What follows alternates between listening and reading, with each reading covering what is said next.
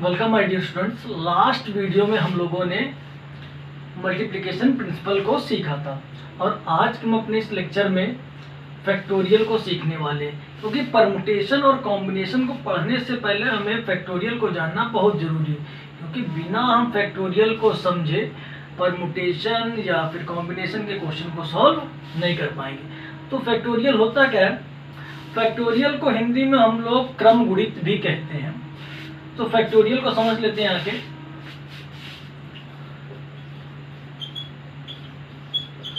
Factorial जो है अपने पास वो नॉन निगेटिव इंटीजर है।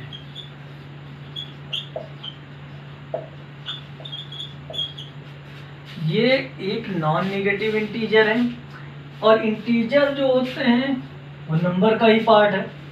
तो इसे जो हम लोग डिनोट कर देते हैं वो n फैक्टोरियल से कर देते हैं। n बनाते हैं और उसके बाद में फैक्टोरियल का साइन यानी एक्सक्लामेशन मार्क से अपने पास जो मार्क है वही फैक्टोरियल का सिंबल बन जाता है। इसका एक दूसरा भी सिंबल है, वो इस तरीके बन जाता है अपने पास n फैक्टोरियल। चाहे हम इससे डिनोट करें या इससे डिनोट करें, दोनों ही n फैक्टोरियल लिखा है। चाहे इसे हम n फैक्टोरियल पढ़ें या फैक्टोरियल n पढ़ें, दोनों भी में कोई भी एक पढ़ सकते हैं। अब ये काम कैसे करता वो देख लेते हैं आगे। जैसे यहाँ पे एक एग्जांपल है अपने पास 5 फैक्टोरियल।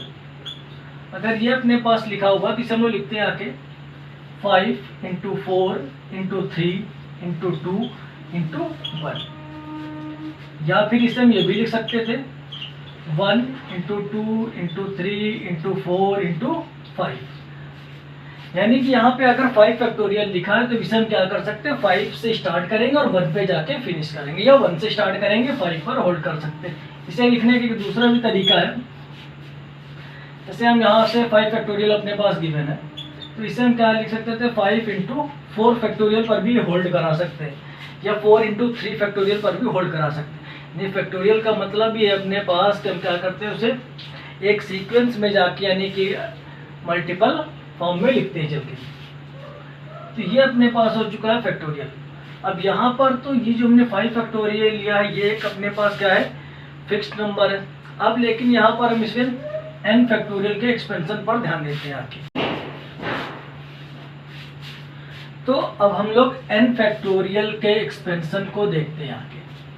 तो n फैक्टोरियल का एक्सपेंशन होता है n minus 1, n minus 2, n minus 3, dash 3 into 2 into 1।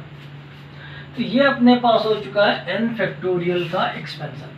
n से स्टार्ट हुआ था, n से 1 कम हुआ, फिर उसके बाद n से 2 कम हुआ, n से 3, इस तरीके ये अपने पास लास्ट में 1 पे जाके होल्ड करा दिया।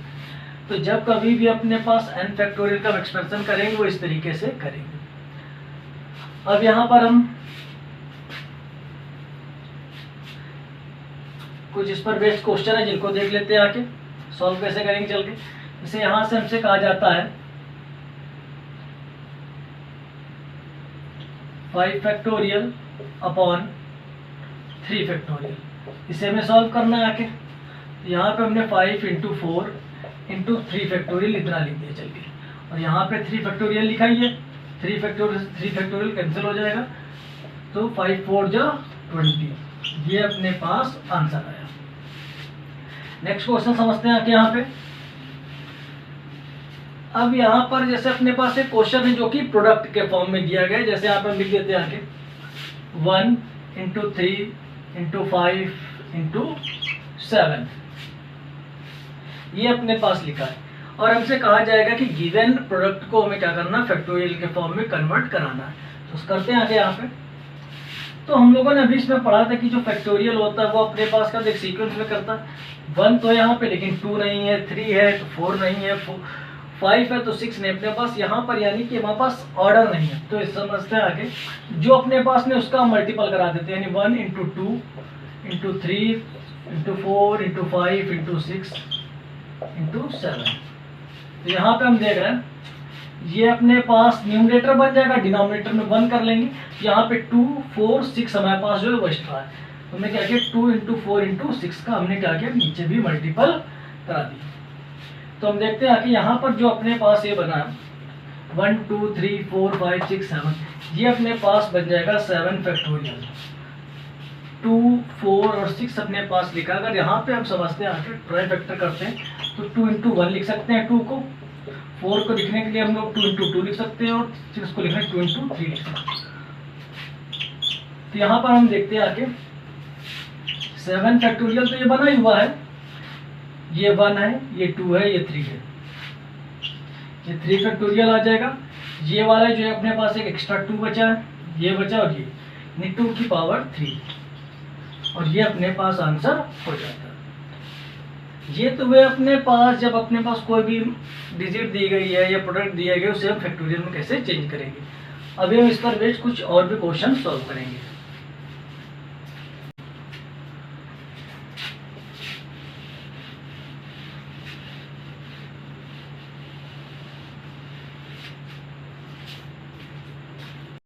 तो हम लोग नेक्स्ट क्वेश्चन करने वाले हैं। यहाँ पे अपने पास क्वेश्चन लिखा है find the LCM and HCF of 3 factorial 4 factorial and 5 factorial. यानी कि हमें 3 फैक्टोरियल 4 फैक्टोरियल और 5 फैक्टोरियल का एलसीएम और एचसीएफ दोनों लाना।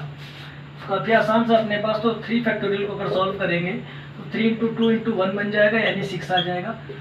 4 फैक्टोरियल के लिए करते हैं तो 4 इंटू 3 इंटू 2 इंटू 1 आ जाता है अपने पास, तो 4 टू 12 12 टू 24 बन जाता है।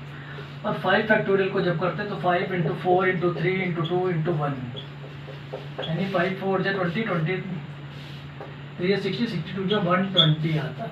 तो यहाँ पर हम क्या करते हैं, तुमने यहाँ पे लिखा चल के एलसीएम ऑफ 6 24 एंड 120। अगर इनका हम एलसीएम करेंगे तो एलसीएम आप सबको करना पता है तो 120 आंसर आ जाएगा। तो हम लिख सकते हैं कि LCM of 3 factorial 4 factorial and 5 factorial is 120। इसी टाइप से हम लोग एचसीएफ कर लेते हैं आके। HCF of 6 24 and 120 is 6। HCF करेंगे तो 6 आएगा और एलसीएम करेंगे तो 120 हमारे पास आंसर आ जाएगा। तो ये तो हम लोगों ने सीखा चल के फैक्टोरियल। अब हम इसके बाद सीखने वाले हैं परमुटेशंस को।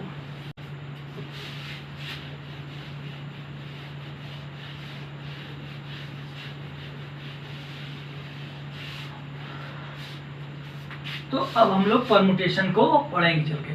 तो परमुटेशन के डेफिनेशन को समझ लेते हैं, वो होती क्या है। तो परमुटेशन एक अरेंजमेंट है।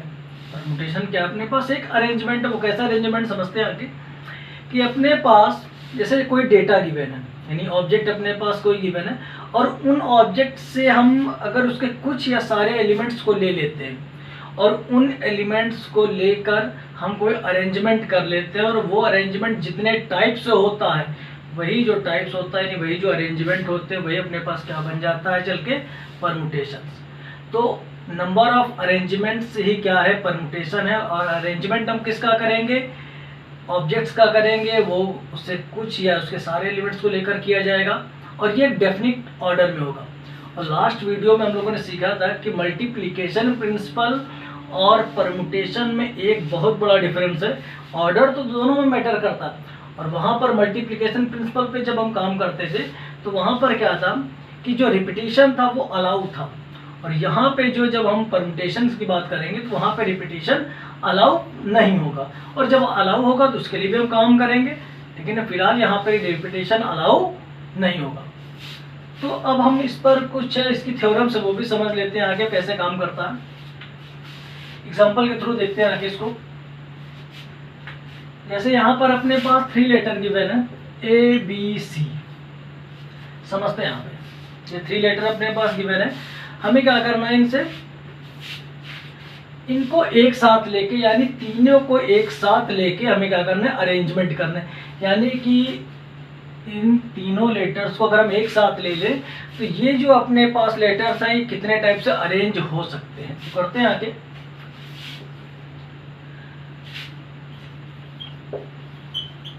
ठीक है, और सभी लिए गए यहाँ पे। तो पहला तो अपने पास ए बी सी बन जाएगा, फिर हम ए को होल्ड कराएंगे तो सी भी लिख सकते हैं। इसके बाद हम यहाँ से बी से स्टार्ट कर रहे हैं तो ए सी बन जाएगा और ये बी सी ए बन जाएगा। और उसके बाद हम देखते हैं आके तो यहाँ पर सी ए बी या फिर सी बी ए बन जाएगा। तो ये हम देख रहे हैं चल के कि अगर हम तीनों लेटर्स को एक साथ लेते हैं तो 6 टाइप से अरेंजमेंट हो पाता है। लेकिन अब इसी क्वेश्चन में अगर हम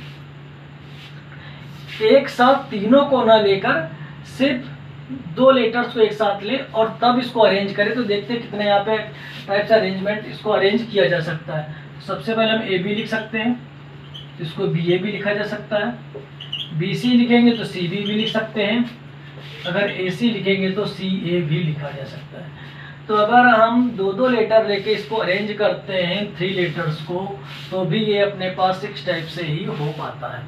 तो ये तो वह अरेंज करने का तरीका जो कि जनरल मेथड है। अगर इसको हम नोटेशन करेंगे यानी सिंबॉलिक फॉर्म में, तो सिंबल के फॉर्म में कैसे लिखेंगे तो यहाँ पर समझते हैं आगे। तो हमारे पास कितने लेटर्स अवेलेबल थे, हमारे पास 3, यानी हमारे पास रास्ते थे 3 अगर गिना जाए, यानी n इक्वल टू यहाँ पे नंबर ऑफ वेज हमारे पास थे 3, हमारे पास 3 रास्ते थे जिनमें से हमें क्या करना था, उन रास्तों में तीनों को एक साथ लेके हमें चलना था। तो यानी जो R बना है चूज करने का तरीका वो क्या बना है, 3 बना पहली कंडीशन के लिए।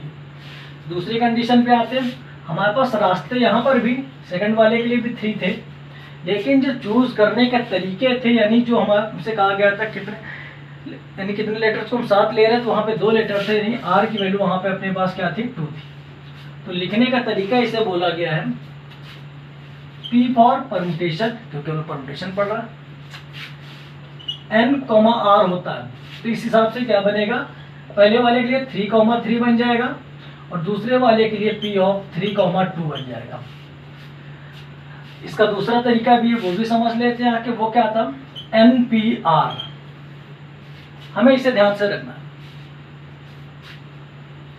इसका एक सीधा सा मतलब होता है कि हमारे पास जो N है, N अपने पास हम कह सकते हैं टोटल ऑब्जेक्ट्स है, उनमें से हम R टाइप से उन चीजों को ले रहे हैं। इस बात को समझते हैं। तो यहाँ पर 3 जो होगा वो ऊपर रहेगा, फिर P आएगा और उसके बाद जो अपने पास 3 आएगा। यानी फर्स्ट वाले का जो अरेंजमेंट हुआ है वो 3P3, चाहे इससे लिखा जाए चाहे इससे लिखा जाए, दोनों सेम है। सेकंड वाले के लिए हम लोग भी क्या करते हैं, 3P2। तो यानी यहाँ पर अपने पास 3 लेटर्स थे जिनको हम 2-2 के क्रम में लेकर क्या कर रहे थे, तो उनको अरेंज कर रहे थे। तो ये तो हमने सीखा है इसको नोटेशन यानी NPR। अब हम इस पर बेस्ड एक थ्योरम को सॉल्व करेंगे।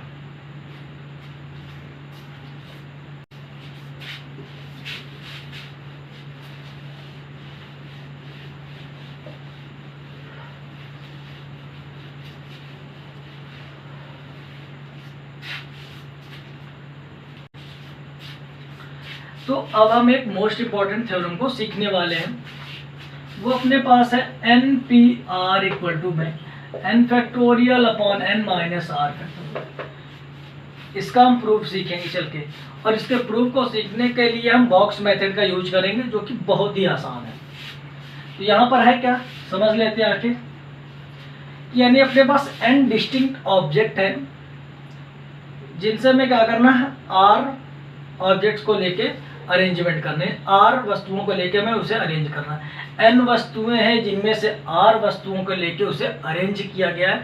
तो उसका जो तरीका वो कितने टाइप से अरेंज हो रहा, तो n factorial upon n minus r factorial से अरेंज हो रहा। अब मेरी समझ में आप लोग ये क्वेश्चन समझ गए होंगे। ये जो थ्योरम है, इस थ्योरम को बस कहने का इतना मतलब है कि हमारे पास n विभिन्न प्रकार की वस्तुएं हैं जिनसे हमें r वस्तुओं को लेना है, और ये r वस्तुएं जो भी हैं वस्तु ये डिस्टिंक्ट है यानी अलग अलग हैं, और ये कहीं पर भी रिपीटेशन इसमें अलाउ नहीं है। अगर इस टाइप से अपने पास कभी भी आएगा तो वहाँ पर इस फॉर्मूले को हम लोग अप्लाई करेंगे। यहाँ पे रिपीटेशन अलाउ नहीं है। एंड डिस्टिंक्ट ऑब्जेक्ट है जिनमें से हमें आर वैल्यूज को लेना है, यानी आर वस्तुएं उससे हमें लेनी है। तो यहाँ पे हम आते हैं चल के, ये अपने पास फर्स्ट प्लेस है, सेकंड प्लेस है, थर्ड प्लेस है, इस तरीके करके ये rth प्लेस है। आपके समझने के लिए यहाँ पे हमने 1 लिख दिया, यहाँ 2 लिख दिया, यहाँ 3 लिख दिया, यहाँ r प्लेस लिख दिया। इस तरीके से अपने पास प्लेस है। तो सबसे पहले अगर हम फर्स्ट प्लेस को भरेंगे चल के, तो हमारे पास n वस्तुएं रखी हैं, यानी कि हमारे पास टोटल कितने अपने पास ऑब्जेक्ट है, हमारे पास n ऑब्जेक्ट्स हैं। तो हमारे पास कितने रास्ते, n रास्ते ही हैं। तो यहाँ पे हमने n फिल किया। इसका मतलब फिर से समझते हैं आगे, हमारे पास n वस्तु में टोटल, हमें पहली चांस दी गई कि आप इनमें से कोई भी एक वस्तु को उठाओ, कोई भी वस्तु आप उठाओ, तो हमारे पास n रास्ते, हम किसी को भी उठा सकते। तो यहाँ पे हमने n उठा लिया। दोबारा जब हमको चांस मिली तो अब क्या हुआ, एक वस्तु हम उठा चुके हैं तो वो कम हो जाएगा, तो यहाँ पे n-1 आ जाएगा। अब तीसरी प्लेस को भरेंगे चल के तो n-2 आ जाएगा। इस तरीके से जैसे जैसे हम कोई भी वस्तु उठाते रहेंगे तो लास्ट में अपने पास r लिखा है, हमें मालूम है कि यहाँ पे हर एक बार वस्तु कम हो रही, तो यहाँ पे अपने पास क्या बन जाएगा, n बन जाएगा, माइनस का साइन, ब्रैकेट में अपने पास क्या आ जाएगा चल के r-1। इसको समझते हैं आगे। इस तरीके से अपने पास ये हो गया। अब यहाँ पे अपने पास टोटल बेस कितने बन जाएंगे, तो टोटल बेस का मल्टीप्लिकेशन प्रिंसिपल हमने सीखा ही था, तो उठा के सबको उठा के मल्टीपल के फॉर्म में लिख देंगे आगे। तो n of n-1 of n-2 and डेस n- of r-1। तो ये हमने इसको लिख दिया और इसे हमने एक बॉक्स में कर दिया चल के। तो अब इसे हम फिर से लिख देते हैं चल के। तो यहाँ पे अपने पास लिखा था n of n-1 of n-2 days n of n- of r-1 और एक बॉक्स हमने कर दिया। अब यहाँ पर हम अपॉन का साइन करके 1 तो कर ही सकते हैं। तो यहाँ पे जो मल्टीपल दिए दे रहे हैं वो समझते हैं आगे। तो यहाँ पर अगर हम इस माइनस साइन को अंदर भेजते हैं तो ये अपने पास आएगा n-r और प्लस का 1। क्या आएगा, प्लस का 1। और उससे में क्या करना है, 1 को सब्ट्रैक्ट कराना, तो यानी यहाँ पे अपने पास बन जाएगा n-r। देन हमने यहाँ पे किया चल के n-r-1 एंड लास्ट में मालूम है 2 × 1। इस तरीके से हमने किया। तो जो वैल्यू हमने यहाँ पे लिखी है वही सेम वैल्यू यहाँ पर भी मल्टीपल के फॉर्म में लिख देते हैं चल के। n-r एंड माइनस का 1, देन अपने पास डेट इज 2 × 1। अब इसको समझते हैं आगे। तो देखते हैं ये सब कुछ मल्टीपल के फॉर्म में लिखा है। n से स्टार्ट हुआ, n-1 n-2 डेट n-r-1। इसके बाद देखते हैं चल के, यहाँ से लिखने के बाद ये भी मल्टीपल में क्या है, पर फैक्टोरियल अपने पास क्लोज नहीं है, फैक्टोरियल यहाँ पे नहीं लगा है। इसके बाद इसको हम आगे एक्सपेंड कर रहे हैं। तो ये अपने पास n-r, यहाँ से माइनस का 1 होगा, ये जो अपने पास बने देखिए कैसे काम करता है, n-r प्लस का 1 ये बना है। इसके बाद जब दूसरा स्टेप लिखा जाएगा तो ये ऑटोमेटिक पूरा n का काम करेगा। तो n-1 जब होगा तो ये प्लस का 1 और ये माइनस का 1 कैंसिल हो जाएगा, यानी सिर्फ n-r बचेगा। तो वही यहाँ पे लिखा है। उसके बाद इसके बाद हमें फिर से माइनस कराना होता तो n-r-1 किया। इस तरीके से डेट इज इंटू में 2 × 1 कर दिया। यही काम यहाँ पे किया। तो ये जो लाइन यहाँ से लेके यहाँ तक लिखी है इसको हम लोग लिख सकते हैं चल के n फैक्टोरियल। और ये जो अपने पास लिखा है n-r ये 2, तो ये बन जाएगा n-r फैक्टोरियल। और यही अपने पास इसका क्या है, प्रूफ, हेंस प्रूफ। तो ये अपने पास डेरिवेशन इसका हो चुका है। अब इस पर जो बेस्ड कुछ दूसरी थ्योरम्स है उनको भी देख लेते हैं चल के यहाँ पे।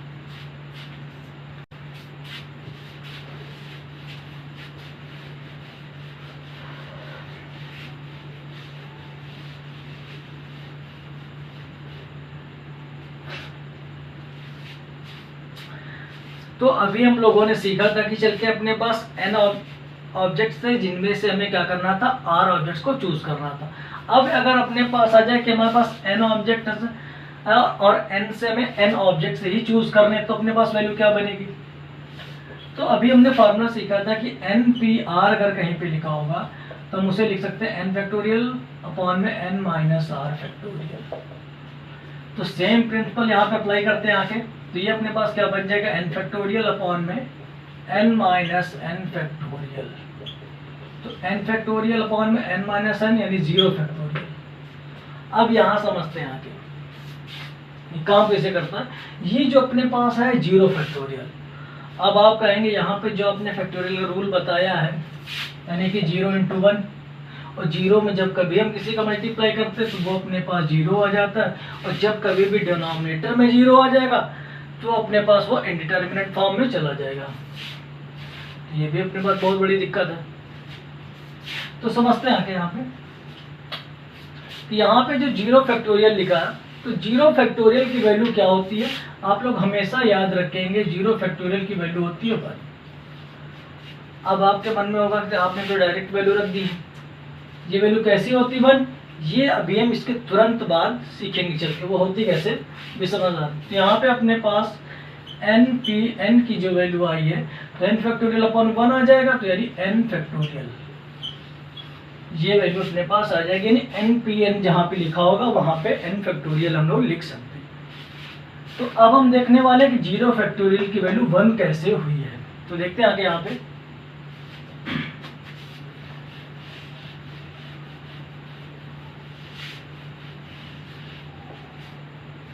0 फैक्टोरियल की वैल्यू 1 कैसे होती है, तो समझते हैं आगे यहाँ पे। तो अभी हम लोगों ने थोड़ी देर पहले सॉल्व किया था, npn की वैल्यू n फैक्टोरियल होती है। यहाँ पे अप्लाई करते हैं आके n factorial upon n minus n factorial equal to n factorial लिखा रहेगा, n factorial upon n minus n तो 0 फैक्टोरियल, ये लिखा अपने पास n फैक्टोरियल, n फैक्टोरियल से n फैक्टोरियल को कैंसिल करा देते हैं, तो हम देखते हैं चलते तो 0 फैक्टोरियल होता है वो 1 के इक्वल आ जाता है, और यही इसका अपने पास क्या है सोल्यूशन है। इस बात को आप लोग ध्यान रखेंगे कि 0 फैक्टोरियल की वैल्यू जो होती है वो 1 के इक्वल ही होती है। अब हम इस पर बेस्ड जो क्वेश्चंस करेंगे चल के वो हम नेक्स्ट वीडियो में देखेंगे।